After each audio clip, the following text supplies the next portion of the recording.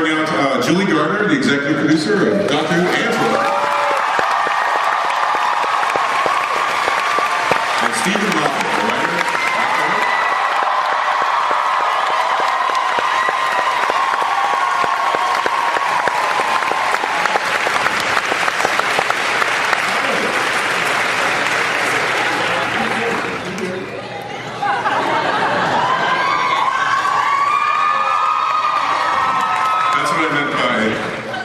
Informal. So I think we're going to see the season 4 already, or should we just start?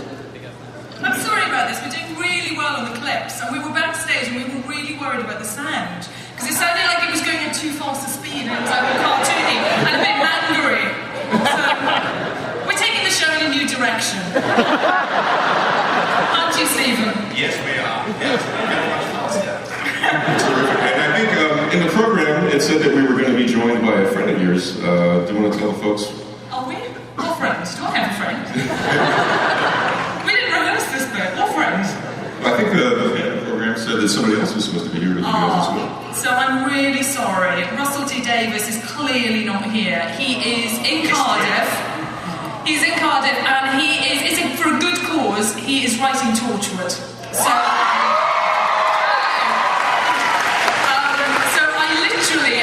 sellotape to his chair in front of his keyboard. There is someone in Cardiff putting like food parcels under his door and he doesn't move. So it's good. But meanwhile, Stephen, what were you writing on the flight over here? Oh yes, I was writing the first episode of Series 5.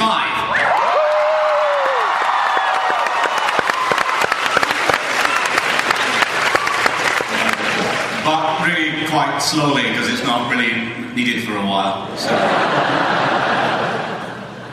I was going to tell you the entire plot, but I haven't figured it out yet, so there you go.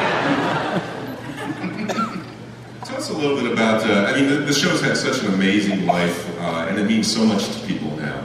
And when you look back on the seasons that you've had, give us some like emotional memories of it. I mean, what has Doctor Who meant for you individually and creatively? I mean, for me, I mean, hard as this is to say in front of this crowd, when I was a child, I did watch Doctor Who a bit, but I wasn't a huge devoted fan. I have now absolutely become that. I mean, it's been a roller coaster of 5 years. It's been the best time ever. I've loved every single minute of it. The personal highlights are, more than anything, when you get a script from Russell T Davies or Stephen Moffat, you know, that private moment when your email bings and tings and you've got the script for the first time and you kind of know a little bit about what's coming, but it's just the joy of seeing it on the page. And then you go to the read-through and you see what the actors are doing with it, and you've worked with Christopher Eccleston or David Tennant and Billy Piper and Catherine Tate, and you see those people and you see them at their best. They're extraordinary at what they do, and we're lucky to work with the best crews in Cardiff. They just love it. They put so much of themselves into it, so it's been a privilege. What about you? Well, unlike you, Julie, I saw The Light earlier and watched Doctor Who devotedly throughout my childhood. Decided against having a relationship with friends. Changed.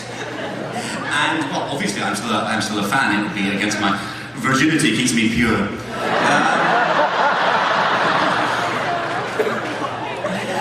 When Doctor Who came back, I mean, it was a very, very sort of weird thing for me because a lot of me just wanted to enjoy it as a fanboy, which I did. I just watched it and loved it. And then after a while, and rather surprisingly, it was my show, because it was The Empty Child. And it is sort of like watching the West Wing or something. And that's good. And suddenly, you're watching a series and loving it, and then they let you have a go, which most shows don't do. They don't just say, you're enjoying the West Wing, Stephen? Write an episode, so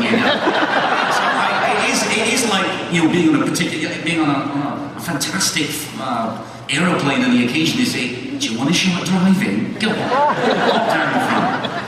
Actually, it's not at all like that, because that would be bloody terrifying. So it's a lot better than that. That was a very, very bad comparison. What was the hardest thing when you started writing? Because I know a lot of the writers say, the first moment when they they type the Doctor in the character headline and then they start doing it. That's weird. Or when they've got a scene heading for the first time of interior TARDIS. Were those pivotal moments for you? Yes. Yeah, the first time you say it is hard to take yourself seriously when you write interior TARDIS and you think, are you meant to say day after that or no? What is it? I stuck in that for about a day thinking, interior, what is it? More than 12th century. Could be anything. No, it was terrifying. But you have to sort of put that away and treat it like a job. No, you don't. That's absolute rubbish. You treat it like a sad little fanboy who's been handed an enormous toy to play with.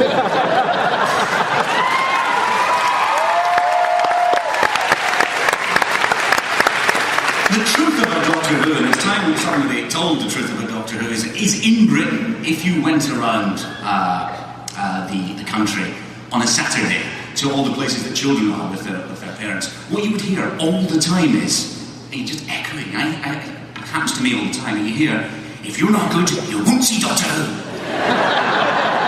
And that's where fandom comes from. Because every time these kids watch Doctor Who, you think, oh, it's good today. And that stays with you. Every time you watch it, then, yeah, I'm good. And frankly, in the event, and it doesn't happen that often, they give you the show entirely. You think you must be the best behaved boy in the whole country. The rest of you think, yeah, who's that? Good boy. Because what I can tell you about Stephen Moffat is he's not the best behaved boy in the show. Because after the empty charge, we said, okay, right, so we've got a single episode, and he was really busy and that's all he had the time to write. So it was like, girl in a fireplace, okay. So I remember getting the script for the first time, and the first page, I'm sure you did this deliberately, first page was like exterior Versailles, interior Versailles, you had the clockwork monsters chasing down the corridor, and you think, okay, I know where I am, this is good, I can see what the story of the week is going to be, this is going to be really straightforward. Turn the page, exterior spaceship. And you're like, where did this become contained for the budget? What do you mean? And then you spend all the time intercutting between Versailles, 18th century France, that's not easy in Cardiff. And then you go to a spaceship, that's not so easy in Cardiff. And then a horse leaps through a mirror. It's just naughty. Yeah, well, otherwise it would just have been people in frocks talking about boring stuff. It's actually 2 pages of costume drama before the spaceship, and that's about as much time as I can stand to watch period drama. Because what I really want to happen when I'm watching some old period drama is, oh, come on, alien death machine kills the lot of them.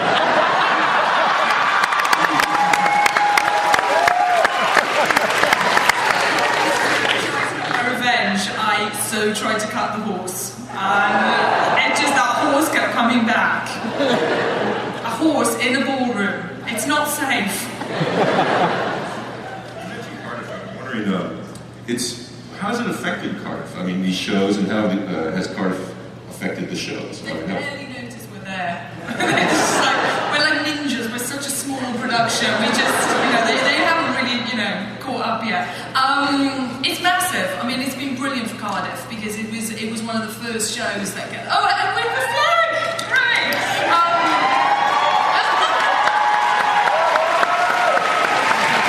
It was one of the first big shows that came into Cardiff when I became head of drama there, and they've been amazing. We get so much cooperation from the people that live there, from the council. The locations are great. You've got so much variety in Cardiff and outside. And they're just really tolerant of us. They close roads, they let us drive tanks, they let us explode things. We make a bit of a mess, and they kind of respond with a smile. Messy ninjas. Yeah. Okay, the messy ninjas are good.